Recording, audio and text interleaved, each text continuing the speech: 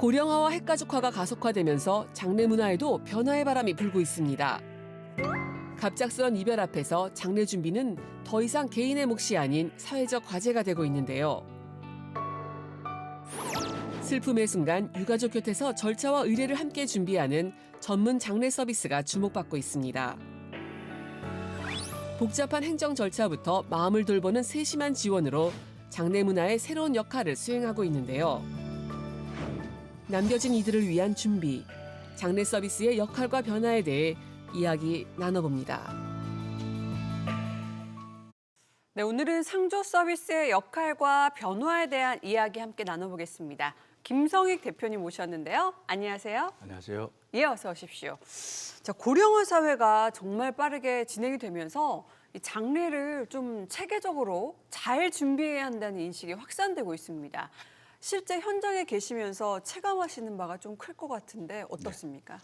네, 예전에는 부모의 장례 준비를 집안 친척들이 하는 것을 요즘에는 집안 도움 없이 운명한 이후에 바로 경험 없이 진행되어서 당황스러운 상황이 많이 발생됩니다. 그래서 시대가 바뀌고 빠르게 고령화가 진행되면서 상조 서비스 및 장례장에서 사전 상담을 많이 받는 추세입니다. 아무래도 상주를 준비한다는 것은 유가족 입장에서 마음이 무거울 수밖에 없는데요. 저희는 죄를 짓는 것이 아니고 언젠가는 발생한 일이 미리 대비한다고 생각하십시오. 라고 말씀드리면서 마음의 힘을 들여드리고 있습니다. 예, 참 이 상을 당한다는 입장에서는 그만큼 큰 슬픔이 없을 텐데 과거와 비교했을 때 현재 장례 문화에서 좀 크게 달라진 점이 있다면 뭐가 있을까요? 네, 요즘은 장례를 가족 구성 자체가 집안 친인척 대가족에서 보기가 좀처럼 힘들죠. 핵가족이 되면서 장례 문화도 간소화가 많이 되었습니다. 장례 준비하는 과정에서 입간 출산까지 예전보다는 장례 기간이 5일장에서 3일장으로 바뀌는 추세입니다. 네, 장례 서비스를 제공하시는 입장에서 여러 지역을 오가시잖아요. 근데 이제 대한민국이라는 나라 안에서 여러 이 지역별로 장례 문화나 방식에도 좀 차이가 있을지 궁금하거든요. 네, 지역에 따라서 장례 문화가 많이 다릅니다. 그래서 상조회사나 장례 지도사 일을 미리 파악하고 있고요. 이런 것이 굉장히 중요합니다. 간단히 설명을 드리면은 보편적으로 영남은 유교적 예법을 중시해서 절차를 엄격히 따르고 호남은 조문객을 개방적으로 맞이하면서 유가족들에게 직접 음식을 접대하고 있습니다. 그리고 중부 서안에서는 풍수 지리를 중시해서 선산의 묘를 쓰는 전통이 남아있고 남부와 남해에서도 매장 중심에서 지금 하장 후 보안으로 전하는 추세입니다. 그리고 동해안은 산색 헌준에서 하장 후에 가족 공동묘지나 보안시설을 이용한 경우가 많고요. 제주 등 섬 지역에서는 바다와 관련돼서 의식을 포함해서 조상의 영혼이나 이성을 편히 보내는 그런 기록하는 기우제가 많습니다. 물론 정부가 다 그렇다는 건 아니지만 우리나라 전체를 보고 봤을 때는 지금 현재는 매장 문화보다는 화장 문화로 약 90% 이상 이렇게 보시면 될 것 같습니다. 그 전환율이 좀 많이 높아진 것 같아요. 네, 많이 높아졌습니다. 예, 뭐 이제는 뭐 절차나 음식 제공을 넘어서서 장례 서비스의 역할 자체가 크게 달라지고 있다. 이런 이야기도 나오고 있는 것 같아요. 네, 실제로 장례 서비스의 가장 큰 목적은 어려운 시기를 겪고 있는 유가족을 무사히 장례를 치를 수 있도록 저희들을 도와주는 것입니다. 그래서 장례 지도사나 의정관리사들이 각 분야의 전문가들이 협력해서 유가족이 고인을 보내는데 집중할 수 있도록 지원을 하고 있습니다. 예, 그렇다면 실제 현장에서는 어떤 조금 달라진 장례 서비스가 제공이 되는 걸까요? 네, 간단히 설명하자면 사망 직후에 고인을 잘 보내는 것도 중요하지만 그 필요한 법적 절차나 행정 업무가 굉장히 많습니다. 예. 그런 부분에서 전문가들이 대신 처리해 주기 때문에 우리 유가족들은 크게 신경 쓸 필요가 없을 것 같습니다. 또한 입간이나 염석 같은 의식적 부분에서도 종교별 또는 지역별 전통을 존중하면서 적절하게 이렇게 진행을 하고 있습니다. 유가족이 고인의 의례적인 절차를 제대로 준비할 수 있도록 도와주는 것이죠. 그리고 빈소 운영이나 관련해서도 조문객을 마주할 수 있는 방법이나 조문 예절에 대해서도 전문적인 안내가 이루어지고 있습니다. 이를 통해서 우리 유가족은 불편 없이 조문을 받으며 고인의 명복을 기릴 수 있게 되는 것입니다.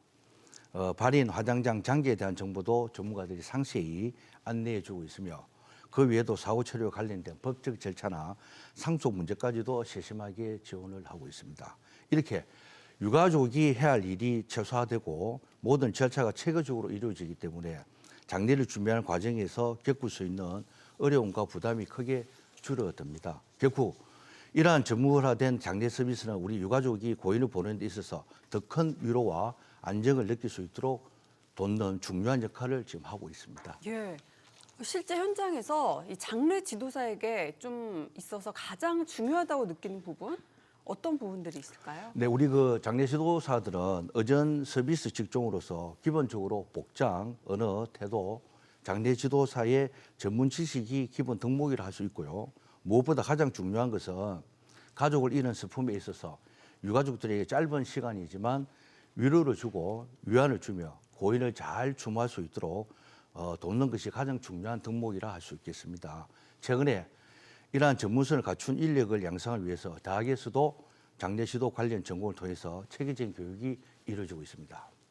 네, 이 장례 서비스 현장은 물론이고 교육에 있어서도 굉장히 오랜 시간 그 서비스의 향상을 위해서 힘써오신 것으로 알고 있는데 이 진입 장벽이 높은 분야임에도 불구하고 최근에는 또 이 젊은 세대들의 관심이 늘고 있다 이런 이야기도 들립니다. 어떻습니까? 네, 맞습니다.